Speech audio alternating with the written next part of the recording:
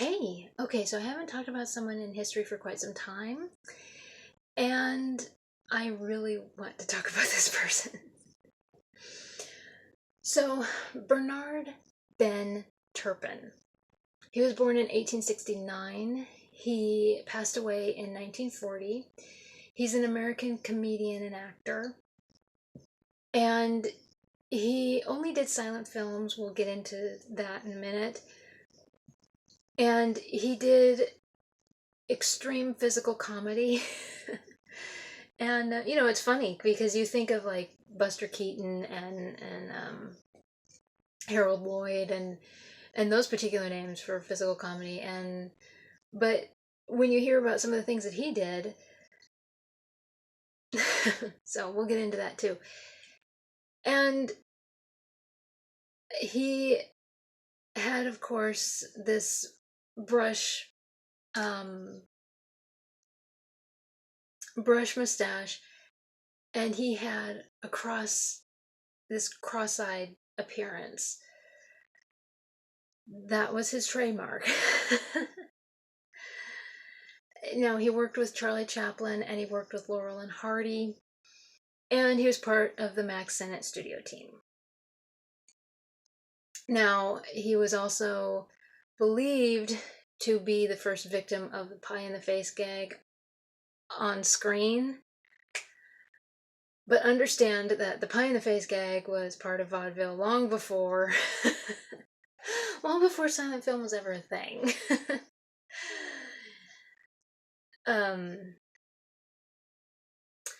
Yeah, when sound films came around, when the talkies came to be a thing, he chose to retire, and he had invested heavily into real estate. He was profitable and decided that was it. Of course, he did make a few cameos, and we'll get into that. Now, he was born in New Orleans, Louisiana, and he did have to put his career on hold. His first wife, in 1923, became very ill with influenza, and she ended up, her sickness just made it so bad that he took her to Quebec for treatment. But sadly, in 1925, she passed away. So, just very sad. But he eventually did remarry. So, now when it comes to his career, he was in vaudeville, burlesque, and circuses. So he was on stage for quite some time. It doesn't say for how long, like if he started as a young child or anything like that. Now, when it comes to burlesque, because we have a different idea of burlesque now, that's one of those things that has evolved quite a bit.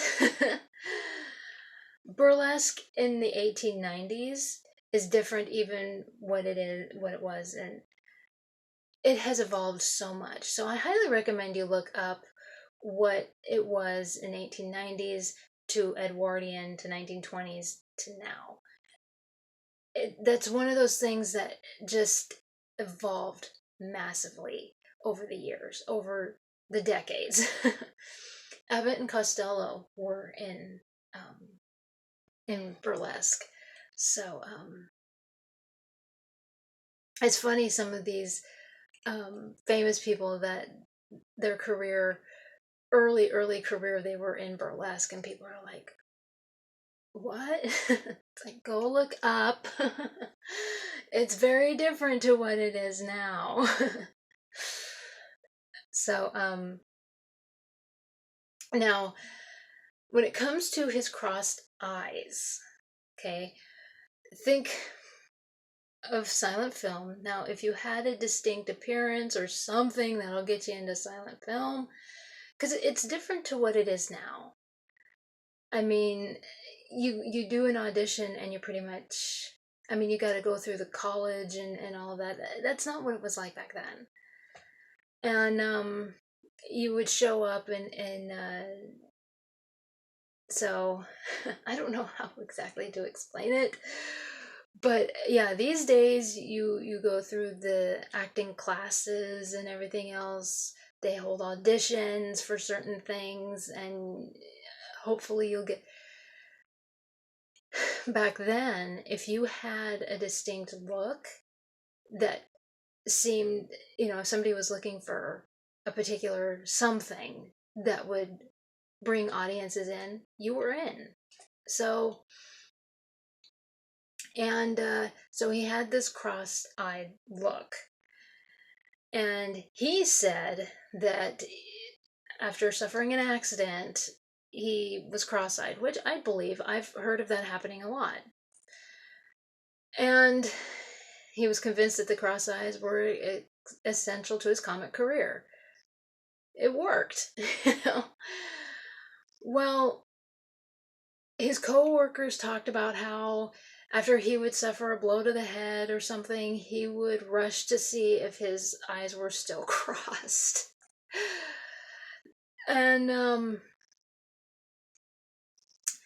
now there also were stories about how he bought a $25,000 insurance policy payable if his eyes were ever uncrossed. There were also a version of the story that his eyes were insured for $100,000. And it says here, how serious this was is open to question. Such publicity stunts centered on performers' trademark were common at the time. So, yeah, I mean, you got to take it with a grain of salt. I mean, you just don't know. And especially like this story that they say down here, there is this movie in 1939 called Hollywood Cavalcade, and it has Turpin and Mack Sennett. It's a partly fictionalized movie about the silent film era. Now he's doing this scene where he comes into work and prepares to go on set. In character, in the dressing room, he picks up a hand mirror, checks his reflection as he deliberately crossed his eyes as extremely as possible. In this sequence, it can be seen that Turpin's left eye was actually normal when he was not performing, and that he intentionally crossed it to match his misaligned right eye as part of his screen character. Now, I talked about in one of my videos where I was born deformed. My whole left side is screwed up. And when I was 3-4 years old, my left eye started forming lazy eye, and so they did everything they could until I had to get eye surgery. So yeah, I had eye surgery and it's perfectly fine now. So but for him, yeah, I can see where he would do everything possible if this was part of his career. He's gonna if being cross-eyed was going to work for a job, there you go. I see nothing wrong with that. Now,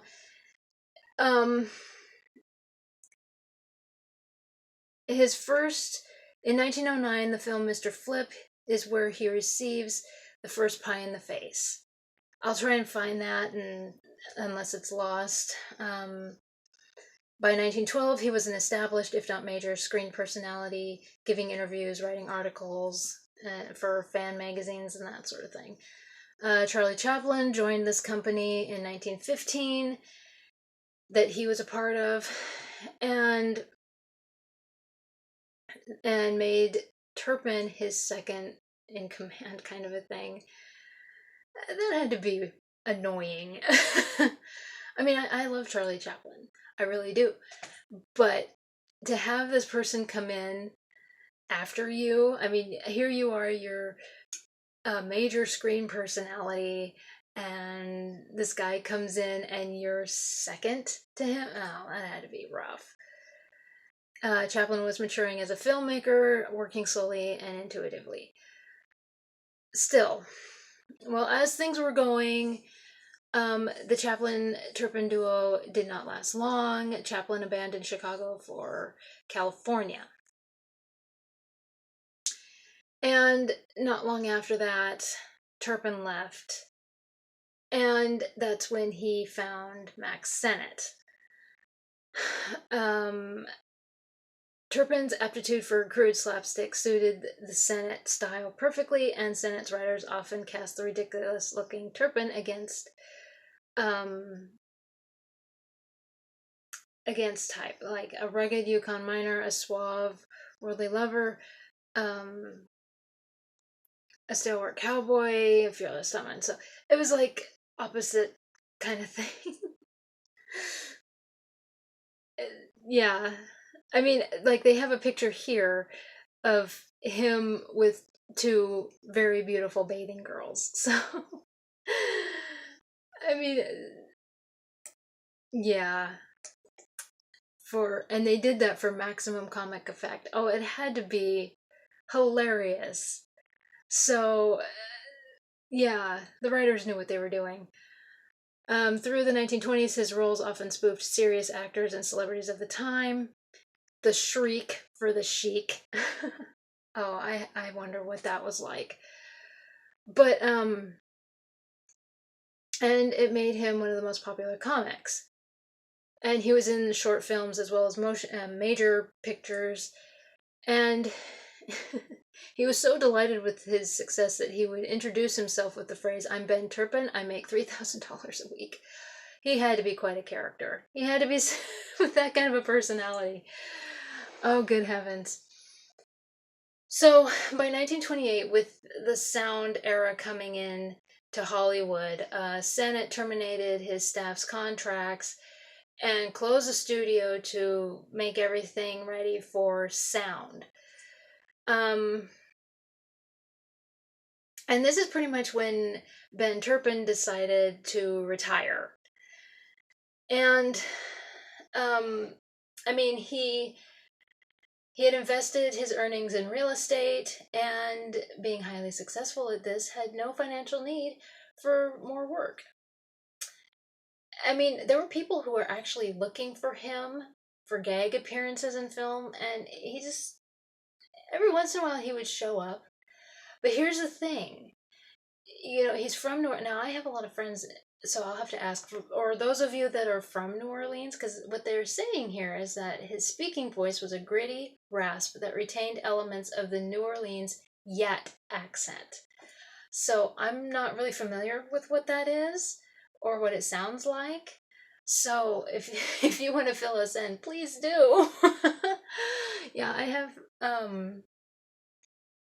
some friends that are from New Orleans and Louisiana, and I'll have to ask them about that. And but anyway, so um, but that was the thing, is sound, with the sound era, if your voice is, you know, without sound, people will watch you for days because of the comedy. It's funny, it's silly, and everything, and but with a voice that they just doesn't fit you, they're not familiar. Just like in Singing in the Rain, Lena Lamont's voice was not so great. So he appeared in a few movies, and like he appeared in Million Dollar Legs, starring W.C. Fields and Susan Fleming and Jack Oakey. There was also Keystone Hotel in 1935, which was a reunion of silent era comedians. And there was Laurel and Hardy's Saps at Sea in 1940. And his cross-eyed face served as a joke punchline. And he was paid $1,000 for one quick shot of his face and just 16 words of dialogue, which is actually not bad. Oh, good heavens. Now, he was supposed to appear in The Great Dictator, Charlie Chaplin's movie, The Great Dictator, but unfortunately he passed away. He passed away of a heart attack, and his pallbearers included Andy Clyde, Billy Bevan, James Finlayson, and Charlie Murray, who were all part of the Mack Sennett, I think, yeah, the Mack Sennett group. And so, yeah, they were there for that. And but anyway,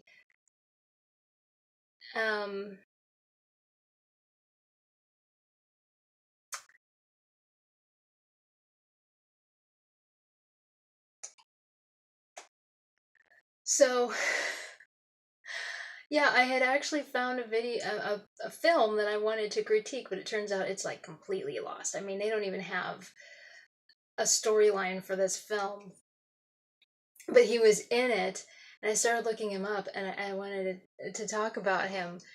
So, but yeah, he has legendary eyes. And there's like all these different stories about his like insurance policy. His co-workers talked all about him and everything. So he's quite a character. He really is. So anyway, that is Ben Turpin.